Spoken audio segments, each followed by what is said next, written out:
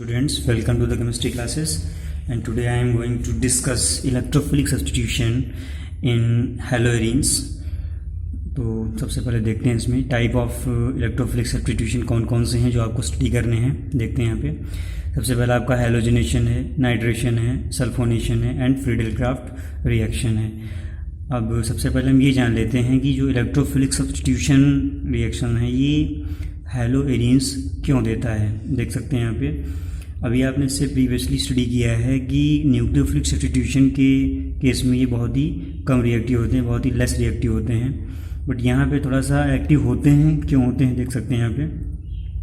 देखिए यहाँ पे हैलोएरीन्स में जो हैलोजन एटम है वो -I इफेक्ट शो करता है, तो वो इस रिंग से क्या करता है, इलेक्ट्रॉन विड्रॉ कर लेता है, ठीक है। और ये जो आपके आर्थो पैरा पोजिशन है इन पर इलेक्ट्रॉन डेंसिटी को क्या करता है, कम कर देता है, रिड्यूस कर देता है, यानी कि यहाँ पर थोड़ा सा पार्शियल पॉजिटिव चार्ज या पॉजिटिव चार्ज जनरेट हो जाता है। बट जो रेजोनेंस है, ठीक है, रेजोनेंस जो आपके पाई इलेक्ट्रॉन्स हैं और जो इसके पास में लोन पेयर ऑफ इलेक्ट्रॉन है वो रेजोनेंस में इन्वॉल्व हो जाते हैं। आगे हमने दिखाया है इसको। तो रेजोनेंस में इन्वॉल्व होकर क्या करते हैं, इस जो ये आपके आर्थो और पैरा पर डीएक्टिवेशन हुआ है इलेक्ट्रॉन डेंसिटी कम होने की वजह से, उसको थोड़ा सा क्या करता है, कंप्लीट कर लेता है, ठीक है। और यहाँ पे अब बात आती है कि रेजोनेंस इफेक्ट या फिर -I यानी कि इंडक्टिव इफेक्ट, इन दोनों में से कौन जीतता है, कौन सा कंपटीशन करता है। तो यहाँ पे इंडक्टिव इफेक्ट जो होता है वो ज़्यादा स्ट्रॉन्ग होता है रेजोनेंस इफेक्ट से। तो यहाँ पर इसलिए जो आपकी इलेक्ट्रॉन डेंसिटी है इन पोजीशंस पर कम ही रहती है, यहाँ पे देख सकते हैं। तो इस वजह से जब इलेक्ट्रॉन डेंसिटी बढ़ जाती है, यहाँ पर ये कह सकते हैं कि जो आपका इंडक्टिव इफेक्ट है वो रिड्यूस करता है, ठीक है, रिएक्टिविटी को। बट जो रेजोनेंस है वो थोड़ा सा क्या करता है, इसे कम कर देता है। तो यहाँ पर कुछ नेगेटिव चार्जेस आ जाते हैं जिससे इलेक्ट्रॉन डेंसिटी जो है थोड़ी सी मेंटेन हो जाती है। हाँ, बेंजीन के इतनी तो नहीं हो पाती है बट थोड़ी सी मेंटेन हो जाती है। यहाँ पर देख सकते हैं जैसे ये आपका जो लोन पेयर है इन्वॉल्व होता है तो यहाँ पर नेगेटिव चार्ज आया, आर्थो पोजीशन है। नेक्स्ट स्ट्रक्चर में पैरा पे गया है नेगेटिव चार्ज, यानी कि यहाँ पर भी उसने इलेक्ट्रॉन डेंसिटी को मेंटेन करने का प्रयास किया है, ट्राई किया है। और नेक्स्ट स्ट्रक्चर में फिर से ये आर्थो पोजीशन पे आया। तो ये आर्थो और पैरा पोजीशन को जो इलेक्ट्रॉन डेंसिटी लेवल करने में हेल्प करता है वो आपका है रेजोनेंस इफेक्ट।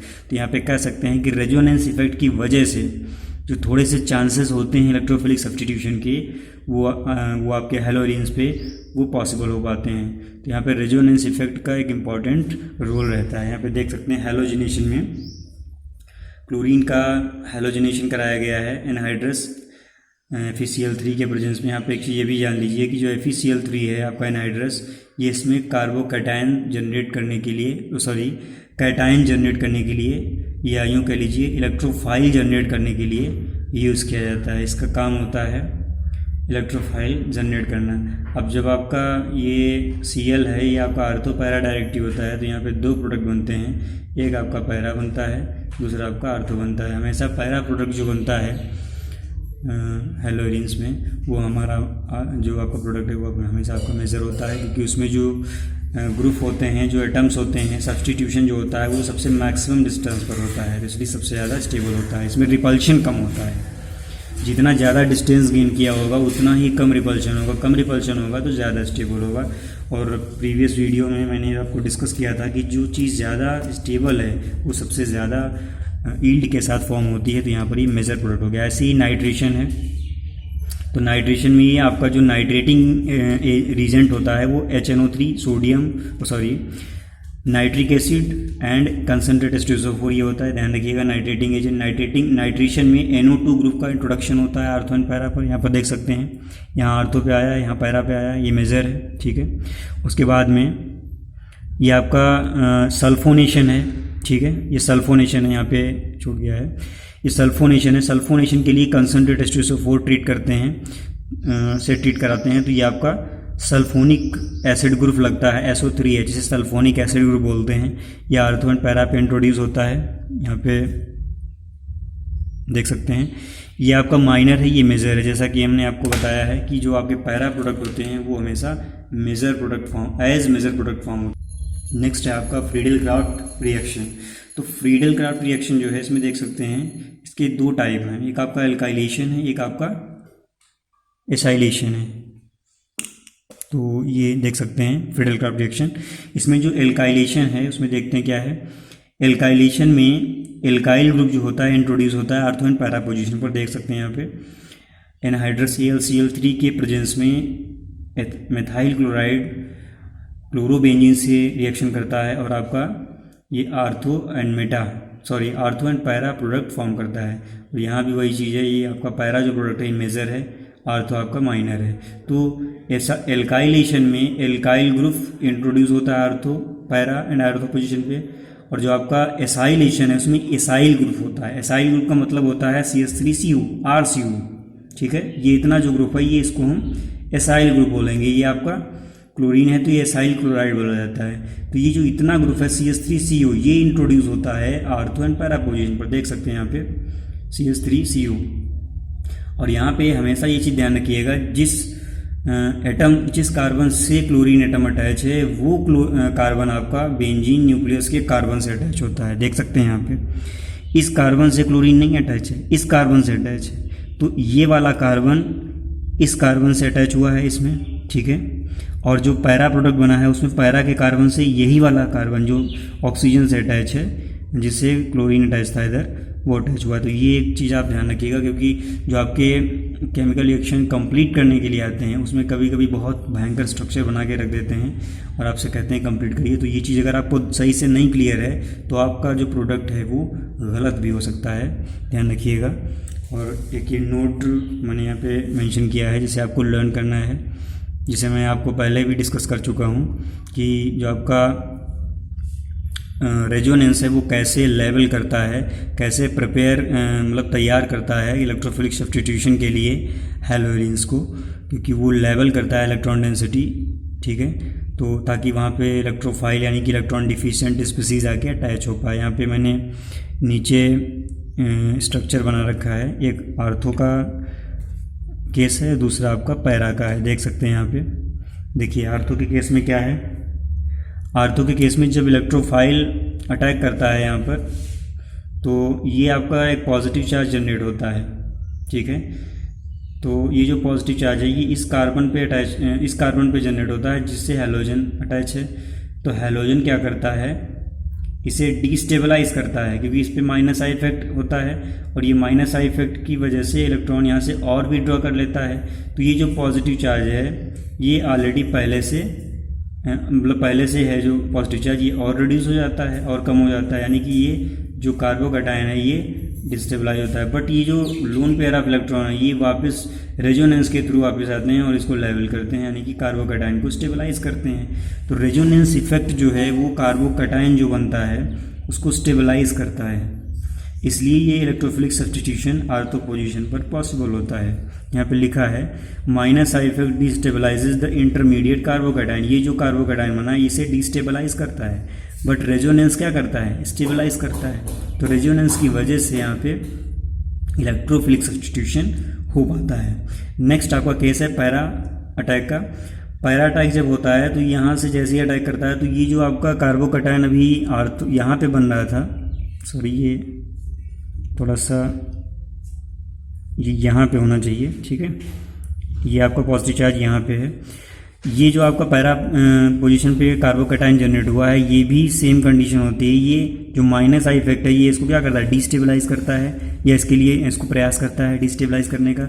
बट जो रेजोनेंस है उसके थ्रू जैसे ही ये लोन पेयर ऑफ इलेक्ट्रॉन इस रिंग में इन्वॉल्व होते हैं तो ये जो कार्बोकैटायन है थोड़ा सा स्टेबलाइज हो जाता है, और जब स्टेबलाइज हो जाता है तो यहाँ पर इलेक्ट्रॉन डेंसिटी बढ़ जाती है। इलेक्ट्रॉन डेंसिटी बढ़ जाती है तो जो इलेक्ट्रोफाइल है, जो इलेक्ट्रॉन डिफिशिएंट स्पीसीज है उसके अटैच होने के चांसेस या उसके अटैक होने के चांसेस बढ़ जाते हैं। ये चीज़ आप अच्छे से ध्यान रखिएगा, और स्ट्रक्चर मैंने इसमें मेंशन भी कर दिया है तो इसको अच्छे से ध्यान रखिएगा। इसमें काफ़ी कुछ ऐसा है जिससे छोटे छोटे क्वेश्चन बनते हैं और ये आपके बोर्ड एग्जाम्स में या फिर कॉम्पिटिटिव एग्जाम्स में पूछे भी जा सकते हैं। नेक्स्ट है आपका रिएक्शन विद मेटल। तो जैसा कि आपने अभी हेलो एल्केन्स के केस में वुड्स रिएक्शन पढ़ा था, सेम वे में ऐसे इसमें भी दो रिएक्शन है। पहला आपका है Wurtz Fittig reaction. Wurtz Fittig का मतलब देख लीजिए यहाँ पे, वुड्स फिटिक में एक आपका एल्काइल हैलाइड होता है, दूसरा आपका एरिल हैलाइड होता है। ध्यान रखिएगा, ये एकदम रिक्वायर्ड कंडीशन है।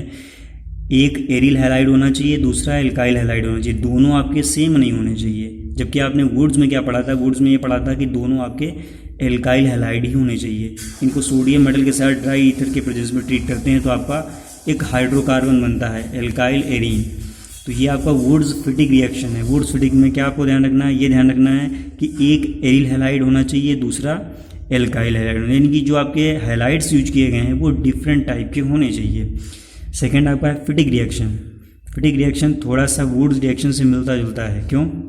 क्योंकि वुड्स रिएक्शन में दोनों आपके एल्काइल हैलाइड थे और यहाँ पर दोनों आपके एरिल हैलाइड हैं। ठीक है, देख सकते हैं यहाँ पे। तो थोड़ा सा सिमिलर है, याद रखने में थोड़ा सा मतलब सुविधा रहेगी।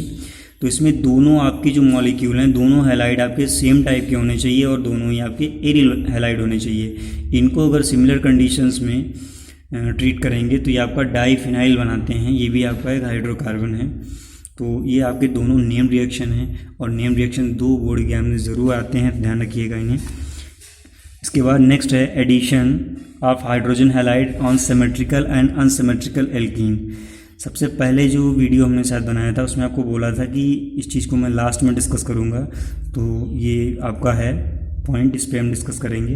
देखते हैं सिमेट्रिकल और अनसिमेट्रिकल एल्कीन्स के बारे में मैंने आपको प्रीवियस डिस्कस कर चुका हूँ। मैं आपको सिमेट्रिकल का मतलब होता है कि कार्बन कार्बन डबल बॉन्ड से जो आपके कार्बन एटम है उनमें सिमिलर ग्रुप से एटम्स अटैच हों तो उसे सिमेट्रिकल बोलते हैं। देख सकते हैं यहाँ पे ये डबल बॉन्ड जो है इनसे दोनों आपके ये हाइड्रोजन अटैच हैं और इस कार्बन से भी दोनों हाइड्रोजन, यानी कि same type of atom attachment है। तो यहाँ पर आपका ये सिमेट्रिकल एल्कीन हो जाएगा।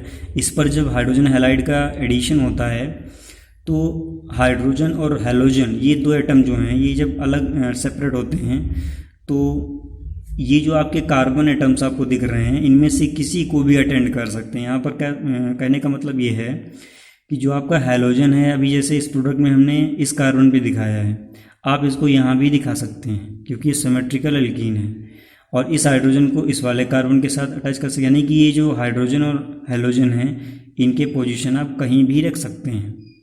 कब रख सकते हैं? जब आपका सिमेट्रिकल एल्कीन हो। ठीक है, और अगर आपका अनसिमेट्रिकल एल्कीन हो तो फिर आपको थोड़ा सा रूल्स एंड रेगुलेशंस ध्यान रखने पड़ेंगे। जैसा कि मैंने इसमें मेंशन भी किया है कि मार्कोनी-कॉप्स रूल के अकॉर्डिंग आपको ये करना होता है और ये चीज़ आप अभी आगे और भी पढ़ेंगे। तो यहाँ पर देख सकते हैं ये अनसिमेट्रिकल एल्कीन है। क्यों है? क्योंकि यहाँ पर जो डबल बॉन्डेड कार्बन है उनमें सिमिलर ग्रुप या एटम अटैच नहीं है। देखिए ये जो कार्बन है इस पर तो सेम एटम्स अटैच हैं। ठीक है, तो ये तो यहाँ सही है, बट यहाँ पर जो ये कार्बन है इसमें एक हाइड्रोजन है, एक आपका मिथाइल है। तो इस कार्बन पर different type of group attach हैं। दोनों में से किसी पर भी अगर different type of group attach हैं तो उसे हम अनसिमेट्रिकल एल्कीन ही बोलेंगे। अब यहाँ पर आते हैं, इसका जब एडिशन हम कराएंगे तो यहाँ पर ये जो आपका हाइड्रोजन हैलाइड है इसका जो पॉजिटिव पार्ट है, यानी कि जो हाइड्रोजन एटम है, हाइड्रोजन जो पार्ट है वो आपका ऐसे कार्बन पर अटैच होगा जहाँ पर हाइड्रोजन ज़्यादा होते हैं। देख सकते हैं यहाँ पर 2 आपके कार्बन एटम हैं डबल बॉन्डेड सिस्टम में, इन्हीं पर आपको इन्हें ऐड करना है। तो एडिशन में हाइड्रोजन को वहाँ पे अटैच किया, वहाँ पे ऐड होता है जहाँ पर हाइड्रोजन ज़्यादा होते हैं। देखिए ये कार्बन है, इसके पास 2 हाइड्रोजन है, ये कार्बन इसके पास 1 ही हाइड्रोजन है, तो इस कार्बन पर कम हाइड्रोजन है। ठीक है, इस कार्बन के पास ज़्यादा हाइड्रोजन है। तो हाइड्रोजन एटम मार्कोनी-कॉप्स रूल के अकॉर्डिंग वहाँ पर अटैच होता है जहाँ पर जिस कार्बन पर हाइड्रोजन ज़्यादा होते हैं सबस्ट्रेट मॉलिक्यूल में। तो देख सकते हैं यहाँ इस कार्बन पर ज़्यादा हैं तो यहाँ पर हमने इस कार्बन पर हाइड्रोजन को अटैच कर दिया है। उसके बाद में जो हैलोजन है वो दूसरा जो एटम है उस पर अटैच हो जाता है। तो ये आपका एक मार्कोनी-कॉप्स रूल भी है और ये जो आपका अनसिमेट्रिकल एडिशन होता है हाइड्रोजन हैलाइड का एल्कीन पर, ये मार्कोनी-कॉप्स रूल के अकॉर्डिंग होता है। नेक्स्ट आपका ये भी हो सकता है कि अनसिमेट्रिकल एल्कीन हो और वहाँ पर हाइड्रोजन ब्रोमाइड लिया जा रहा हो, तो ये थोड़ा सा स्पेशल केस है। जब भी हाइड्रोजन ब्रोमाइड का एडिशन अनसिमेट्रिकल एल्कीन पर होता है in presence of organic peroxide या फिर पेरोक्साइड, तो वो हमेशा एंटी मार्कोनी-कॉप्स रूल के अकॉर्डिंग होता है, जिसे हम पेरोक्साइड इफेक्ट भी बोलते हैं या फिर खराश इफेक्ट भी बोलते हैं। यहाँ पे मैंने मेंशन किया है इसे peroxide effect and it is also called खराश इफेक्ट। देख सकते हैं यहाँ पे ये जो आपका अनसिमेट्रिकल अल्कीन है, जब एच बी आर इस पर ऐड होता है तो यहाँ पराक्साइड के प्रेजेंस में ये जो रिएक्शन मैकेनिज़्म है ये रिवर्स हो जाती है। ठीक है, रिवर्स हो जाती है। तो ये जो आपका प्रोडक्ट बनता है वो मार्कोनी-कॉफ्स रूल के अगेंस्ट बनता है। देखिए मार्कोनी-कॉफ्स रूल में क्या था, मार्कोनी-कॉफ्स रूल्स में ये था कि जो आपका हाइड्रोजन एटम है वो ऐसे कार्बन से अटैच होता है जिस पर ज़्यादा हाइड्रोजन होते हैं। ठीक है, तो यहाँ पर हाइड्रोजन को यहाँ अटैच होना चाहिए था, बट इस प्रोडक्ट में देखिए यहाँ पर अटैच किया गया है। ठीक है, तो हाइड्रोजन अब इसका उल्टा सेलेक्टिविटी इसकी जो है वो रिवर्स हो जाती है। हाइड्रोजन आपका वहाँ पे अटैच होता है जहाँ पर हाइड्रोजन कम होते हैं, और जो हैलोजन एटम है, जो ब्रोमीन है, वो वहाँ अटैच होता है जहाँ पर हाइड्रोजन एटम ज़्यादा होते हैं। तो ये आपका एंटी मार्कोनी-कॉफ्स रूल भी है, और इसे हम पराक्साइड इफेक्ट भी कहते हैं। ध्यान रखिएगा, ये ऑर्गेनिक पराक्साइड के प्रेजेंस में जब एडिशन होता है, अनसिमेट्रिकल एडिशन HBr का, तो हमेशा वो एंटी मार्कोनी-कॉफ्स रूल के अकॉर्डिंग होता है। ये ध्यान रखिएगा। और लास्ट में भी आपको एक वर्कशीट मिलेगी जिसे आपको सॉल्व करना है। और लास्ट में फिर कहना चाहूँगा कि इस वीडियो को लाइक और शेयर करें, और अगर अभी तक हमारे चैनल को सब्सक्राइब नहीं किया है तो प्लीज़ सब्सक्राइब करें, और सामने बेल आइकन को ज़रूर प्रेस करें ताकि हमारा जो नया वीडियो आए वो नोटिफिकेशन आपको सबसे पहले मिल जाए। धन्यवाद।